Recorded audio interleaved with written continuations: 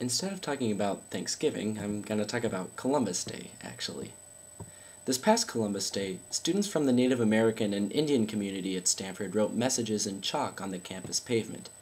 The messages included things like, F Columbus, and we're still here, we're still fighting.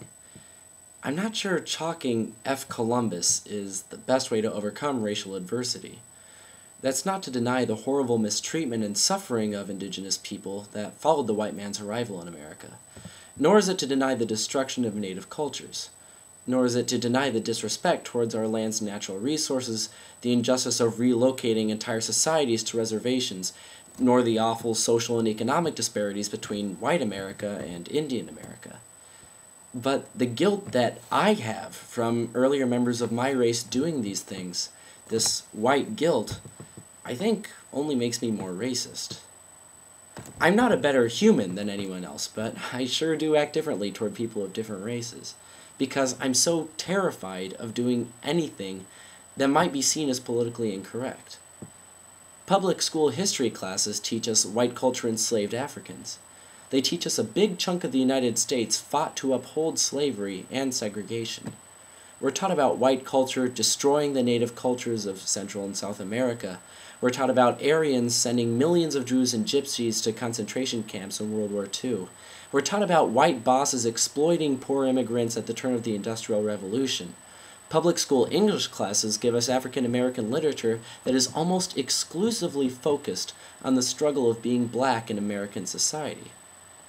With this guilt from my education, I can't be proud of being white without feeling like a white supremacist. But I also can't apologize for the actions of generations of white racists whom I've never met. An old friend of mine, whom I'll call Jane, used to drive me crazy by refusing to describe people based on the color of their skin. Imagine Kanye West and Eminem are standing in a room with you.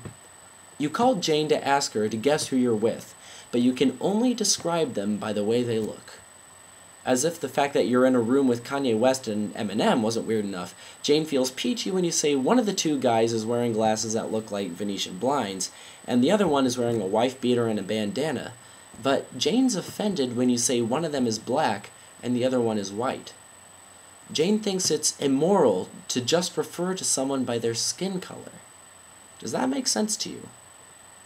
A quote from the book Do-Over by Robin Henley, in which he observes a kindergarten class whose motto is, "Different is great." Quote, "Different is great is drummed into us day after day. I'm glad of this, but sometimes I feel as though I'm in an indoctrination camp. But that's okay," the teacher says, "because different is great." And she makes a raise the roof sign. "Different is great," the kids repeat in unison. Sure, different is great, except when it isn't. Sometimes different is different, and it's hard to mitigate the pain of that." End quote. Being race tolerant isn't ignoring differences, it's accepting them. It's saying, I love you and I accept you, even when I don't understand you. A quote from AmericanThinker.com. Quote, "If there isn't an atmosphere of racial fear, why did people threaten a race war if Obama lost? Why are dissenters tarred with the vile label of racist?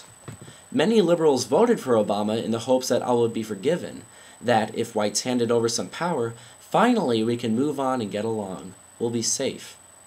Ironically, white America envisioned forgiveness, a letting go of old wounds.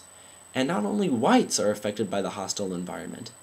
The vast majority of blacks are law-abiding citizens, and they are preyed upon in disproportionate numbers. Black is beautiful, but so is white and brown and yellow and every color under the rainbow, because we're all part of the divine. We are vibrant threads in a larger tapestry. End quote. I constantly catch myself thinking, watch what you say, whenever I have a conversation with someone who's not white. It's really difficult to actually view yourself and another person as equals when you're so scared that they'll judge you. Example A. I first published what I'm talking about in this video as an email I sent out to Stanford students. But I was too cowardly to use my actual email address, and instead I used a dummy email address. This isn't meant to be a pity party. This isn't meant to be me just trying to get sympathy. This isn't to say people aren't entitled to grieve for their ancestors or to feel upset when they've been wronged.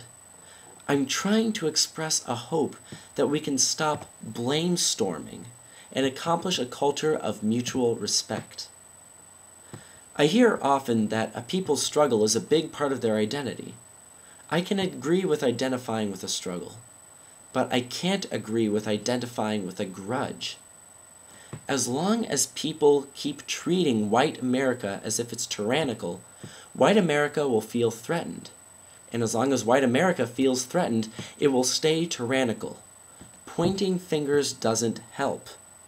Let's change the fact that white Americans are only taught about other races in the context of persecution. Instead, let's talk about all the incredible things accomplished throughout history by Africans, indigenous Americans, indigenous Australians, Arabian Muslims, and other non-white people. At Stanford, a few months ago, the black community on campus held a celebration on the university's White Plaza, temporarily renaming White Plaza Black Plaza. So let's have another Black Plaza, and maybe a Latino plaza, an Asian plaza, maybe even a white Western European plaza, and heck, a whomever plaza, to celebrate our race's positive accomplishments, and especially to celebrate our differences, rather than highlighting the differences that keep us apart. The autobiography of Malcolm X reads, quote, "I tell sincere white people, work in conjunction with us, each of us working among our own kind. Let sincere white individuals find all other white people they can who feel as they do, and let them form their own all-white groups, to work together to convert other white people who are thinking and acting so racist. Let sincere whites go and teach nonviolence to white people." What do you think? Columbus Day isn't much of a holiday. It marks the beginning of an important era, but it also marks the beginning of a lot of horrible suffering. I think the messages chalked in White Plaza were meant to be a reminder of an awful past, rather than an attack on people of the present. That's a sentiment I can agree with. But I think more can be accomplished by messages that are constructive instead of destructive. Happy Thanksgiving.